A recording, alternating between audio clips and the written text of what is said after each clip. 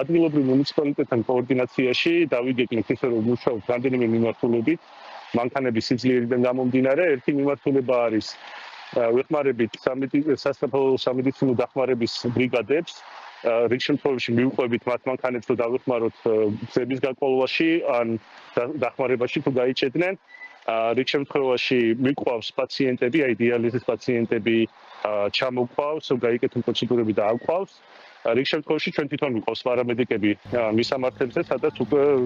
იმ ადგილებში სადაც უკვე არ არის პაციენტი დაბრძანებული ჰოსპიტალიზაციისთვის ასევე ძალიან მნიშვნელოვანი მიმართულება არის უკვე საკმაოდ დიდი და მომზადებული მანქანებით აი კადრებში ხედავთ უნიმოგებს რომელთა დახმარებითაც გუშინ ვიყავით მშვიდობაურში საკმაოდ რთული გზა გავიარეთ ჩავიტანეთ საკვები პროდუქტები და მედიკამენტები იმდენად მასშტაბურია ეს სტიქიური მოვლენა რომ ყველგან ვერ ხერხდება ამ ტექნიკის მისვლა რიგ შემთხვევაში დიდი ტრაქტორებიც თუ მოხუხოვებიანი არის აი დეტეს რო ეძახიან მძიმე 30 ტონიანი მანქანები თუ არ არის იქ ჩვეულებრივი ტრაქტორები ვერ ჩვეულებრივი არის ესეთი საკმაოდ მომზადებული ტრაქტორებიც ვერ მიდიან აი ასეთ ადგილებში ჩვენ ვხმარებით ვიცით რომ ჩვენ ძალიან ბევრი უწევს ჯგუფში რომ ჭირდება დახმარება ხანდახან ძალიან ემოციურია ხოლმე სოკი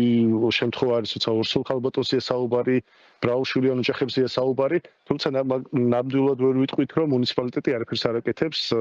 აქ კოორდინაციის დროს ჩანს რომ აი ძალიან განიცდიან თვითონაც ის ადამიანები ვინც აქ მუშაობს და მაქსიმალურად ცდილობენ რომ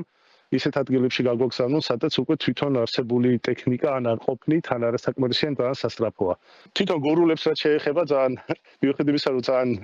ცუდ დღეში არიან, ძალიან ხალისიანად არიან გურულად ასე რომ გუშინ ისეთ სოფლებში გავიარეთ, სადაც რავი, ძალიან ცუდ მდგომარეობაში არიან, დათოვლილია, ჭიშკრები არის დაფარული, თუმცა მაინც იუმორის გზობას ინარჩუნებენ და ასე ხალისიანად არიან და მედგრად.